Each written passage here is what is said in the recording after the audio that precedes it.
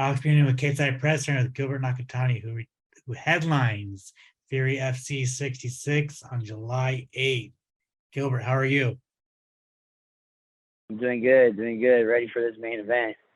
Yes, sir. Yes, sir. Dude, you're 14 days out. How are you feeling?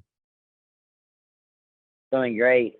Been putting in work, working out every day with my team, and trying to get prepared for whatever is to come. 2 weeks from today, plan to get my hand raised through hard work and dedication, and everybody surrounding me support. Awesome. Awesome. But before we get to your fight, I want to go back to your knockout win over Mike Hansen at Lights Out 7 last December. How did you feel about that performance? Yeah, it was a good fight. I know I was gonna come out victorious. I didn't know how, and I battled a little adversity. I knew my wrestling was way better than his, and he clipped me a couple of times, got me by surprise. But I was never really out of the fight. I'll never give up.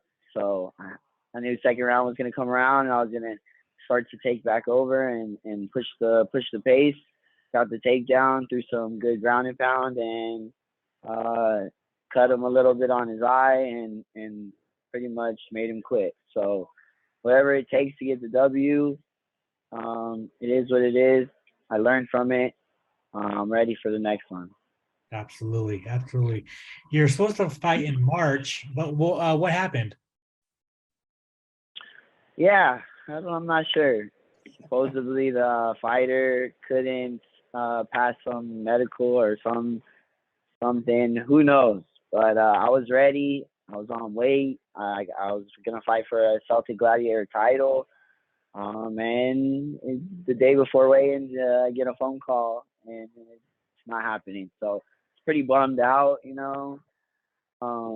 Took some time to reflect, and then got right back in the gym, and I was just waiting for another fight, and then finally, I got one lined up for this summer, July 8th. Yeah, absolutely. I did want to ask about your long amateur career. Was that by design? Honestly, I was chasing the championship, right? I wanted to get a California state championship. I wanted to take my time getting as much experience as I could. So then I finally worked my way back up because I fought in the championship once, and I was winning, and I made a mistake and I lost. So I had to battle my way back. I won a couple more, and then I fought for the flyweight title. I won, and then I had the opportunity to fight for the bantamweight title, the California Camo title, the California Amateur Mixed Martial Arts Association. So I got a two-time 25 and 35, and then that was the point where I was like, all right, it's time to step it up and go pro. Awesome. Awesome. Cool. Well, Fury FC, you're fighting on UFC Fight Pass, headlining UFC Fight Pass. How's that feel? Man, it's a blessing, man. I'm thankful. I thank God for putting me in this position, and I'm gonna make the best of it. Right, I'm gonna go out there, put on a show, let the world know who I am, and come out victorious, and just keep climbing. I'm just gonna keep climbing until I'm on the top. I can't wait. I'm working so hard. I have the most motivation ever. I can't wait to show this world what we have cooking over here at ATA in Pasadena, California.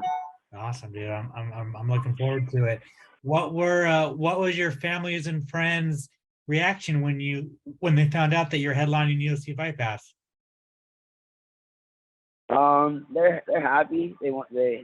They're always kind of nervous. They have so much love for me, and they're excited.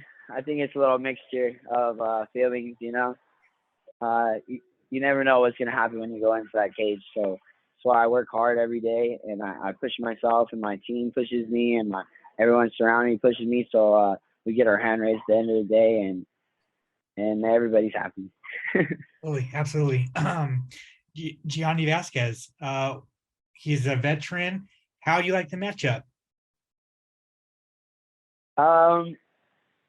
Not sure. it's just another fight to me, another name, another body. Honestly, I just feel like his record is decent. He didn't have too much. I feel like he didn't have too much amateur experience. So I feel like I'm on the next level. You know, I took my time. I had almost 20 amateur fights, so I'm pretty much at 20 fights right now, combining my 4-0 pro record and my amateur record. So he's similar somewhere around there, but he's just 7-4 in MMA. So those losses say a lot, and I want to make a statement and just keep climbing. So I'm going for my 5th finish in a row, and I'm gonna make it happen. So I don't care who it is, where it's at, when it is. I'm ready. I'm ready to take over. Yeah, I mean, that's what I was going to ask you. How important is it to you to keep that 100% finish rate? Oh man, I don't want to go to the judges. I'm gonna keep doing what I do and finish these fights and prove to everyone why I deserve to be the champion in any promotion. You know what I mean? I don't care what promotion. You know, I want to get to the top of the UFC and be UFC champ one day. So that's the goal. But I'm just gonna keep setting little goals, one step at a time, and it's only a matter of time before I'm at the top. I want to keep that 100% finish rate, so I don't give it to the judges. I'll never have to worry about the scorecards if I get a submission or a TKO or a knockout, whatever it takes to finish them inside 3, even 5 rounds. I'm ready to show the world why I'm overall mixed martial artist. Awesome. Awesome. At the end of the day, July 8th, how do you get your hand raised? We will see. I'm not sure. Like I said, it's an MMA fight, and you never know what's gonna happen. I just know that I'm gonna get my hand raised, and I'm planning on keeping my 100% finish rate, no matter how it comes. I'm gonna make it happen. I'm just gonna keep pushing the pace and hopefully get the finish within the 3 rounds. Awesome. Awesome. Finally, you seem to get really busy towards the end of the year. Like in 2021, you win you fought like 3 times at the end of the year. So are you trying to repeat that this year? Hey man, I just wanna provide for my family and keep showing my daughter, Gilbert Nakatani, how it is to keep fighting for what you want in life. So hey, if the contracts come and the money is talking, I'll fight. If there's no injuries and I come out clean, I'll be willing to fight the next weekend or weekend after. So hopefully we get to finish 2022 on a high note and get a couple more finishes. Just depends on how the contracts go and the promotions and everything. But I plan on fighting a good amount of times before the year's over. I just want to stick to the program and just keep growing and keep climbing the ranks until I'm at the top. It's only a matter of time. Awesome. Well, with that being said, man, what's the timetable like? When do you want to join a major organization, either the UFC, Bellator?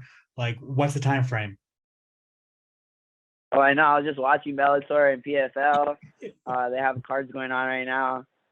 Some pretty good fights. A couple guys I've seen before, and I'm not sure. I mean, I think God has this in His hands, and when it's time for me to do what the world wants me to do and what He wants me to do, it'll show. You know, I'm just gonna keep training and keep working hard and keep growing as an individual, and soon enough, we'll be at the big show. I see big things in the future. Awesome, dude. Awesome. Awesome. Cool. Well, I just want to say good luck, man. Thank you so much for your time. I really appreciate it. If you want to plug your social media, plug any sponsors you got, you want to thank anybody, the floor is yours. Well, thank you guys so much for having me on. I just can't stop but think about my team. You know, over here at ATA, Aragon Training Academy in Pasadena, California. We just hit our first year being open, and I've been with my coach since day one. So Josh Aragon has molded me into a pretty good stand-up fighter, one of the top. And my wrestling pedigree from Northview High School in Covina, California is one of the best, you know, so in the SGV in the San Gabriel Valley down here in SoCal. So my pedigree is like through the roof. So I gotta thank all of them, all my supports, all my supporters and my sponsors and Team Syndicate MMA up in Vegas. I go and cross train with them. Thanks John Wood for allowing me to work with you guys, and my buddy Charles is a nutritionist, so he kind of helps me kind of keep my weight under control and tells me what to eat here and there. Helps me a lot, you know, and everybody around, my training partners, my family, everyone who supports me. My family is a huge support in my life, and I'm here for them whenever they need me. And my daughter Jade Marie, she's my world. You know, this is my motivation. I wanna make it to the top for her, so I could provide and show her that you could do anything you want if you put your mind to it and you work hard, you know. And all the little kids, I coach youth grappling, youth grapplers, California grapplers at Northview. Thank you for inspiring me. I watch these little kids train their butts off to get championships and medals and stuff like that, and it's only a reflection of their coach. So they inspire me, I inspire them, and the high school kids too. At Northview High School, I coach the boys. It's just a revolving circle, you know, like we all support each other and we're all family. I can't thank all my family, because everybody knows who's my family, you know. You don't have to be blood to be family, so I can't thank everybody enough. You guys are a blessing.